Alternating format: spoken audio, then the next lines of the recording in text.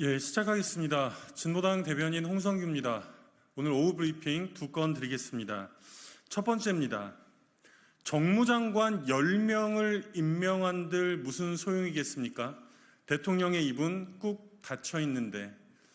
정부가 오늘 관계부처 합동 브리핑을 통해서 정무장관을 신설하겠다고 밝혔습니다. 이해관계 갈등 조정과 국회 정부 간 원활한 소통 등 정무 기능 강화가 정부가 설명한 신설 배경입니다. 총선 참패 12일 만에 윤석열 대통령이 직접 처음으로 브리핑을 열어서 홍철호 정무수석 인선을 발표한 지 불과 70여일밖에 지나지 않았습니다. 그때도 대통령실의 정무 기능 및 야당과의 협치 강화를 이유로 들었습니다. 차관급인 대통령실 정무수석 대신에 장관급 정무장관을 임명하면 과연 지금의 이 끔찍한 불통이 제대로 풀리겠습니까? 뭔가 단단히 착각하고 있음에 틀림없습니다. 갈등과 불통의 핵심은 누가 보더라도 대통령 본인입니다. 대통령은 여전히 국민 앞에 나서지 않고 이미 산처럼 쌓인 숱한 의혹들에 대하여 입을 꾹 다물고만 있는데 정무장관을 새로 임명한들, 아니 하나가 아니라 열을 임명한들 과연 무엇이 달라지겠습니까?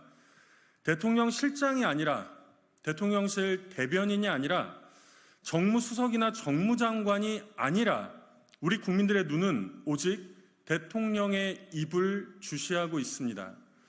도이치모터스 주가 조작부터 양평 고속도로, 명품백 수수 의혹까지 켜켜이 쌓인 대통령의 배우자 김건희 여사에 대한 대통령의 입장은 무엇입니까? 안타깝게 목숨을 잃은 해병대 최상병 순직 사건 관련하여 대통령이 직접 임성근 전 사단장의 구명에 나섰다는 것입니까? 아닙니까? 김진표 전 국회의장이 기록한 대통령의 이태원 참사 음모론 동조는 또 사실이라는 겁니까? 아니라는 겁니까? 정무장관 신설로 해결될 문제가 아니라 대통령 스스로 우리 국민들 앞에 나서서 입을 열어야 합니다. 대통령 탄핵 국민 동의 청원에 무려 80만 명이 넘은 지금 이 시각에도 대기 인원 5만 6천여 명, 대기 시간 7시간 42분이 찍히는 이유입니다. 두 번째입니다. 후진국형 안전사고의 원인은 정부 여당의 반노동 정책 때문 아닙니까? 추경호 국민의힘 원내대표가 어제 고위당정협의회에서 화성 아리셀 공장 화재 사고 관련하여 부끄러운 후진국형 안전사고라고 규정했습니다. 100번 당연히 옳은 말입니다. 그런데 규정만 있고 진단은 없습니다. 원인을 제대로 찾아야 앞으로 똑같은 사고를 다시 겪지 않을 것 아닙니까?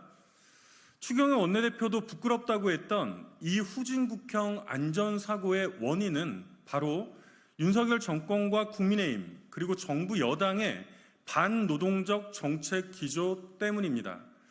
국민의힘은 중대재해처벌법 확대 시행을 완강하게 반대해왔으며 지금도 2년 유예하자는 안을 이른바 민생법안 패키지 1호라며 소속 의원 전원이 서명하여 발의하고 있습니다. 이정식 고용노동부 장관은 아리셀 참사 이후에도 노조법 개정 국회 입법청문회에 나와서 버젓이 정합성에 맞지 않는다는 궤변을 고수했습니다. 이번 사고에서도 만연한 불법 파견으로 희생자의 신원을 확인하는 데 어려움을 겪었는데요. 윤석열 정부 들어 불법 파견 감동량이 전 정권의 절반에도 미치지 못하고 있음이 통계로도 확인되고 있습니다. 이주 노동자에게는 노동인권은커녕 최저임금도 아깝다고 공공연하게 제기하고 있는 곳이야말로 정부 여당 아닙니까? 이러면서 무슨 후진국형 안전사고 타령입니까?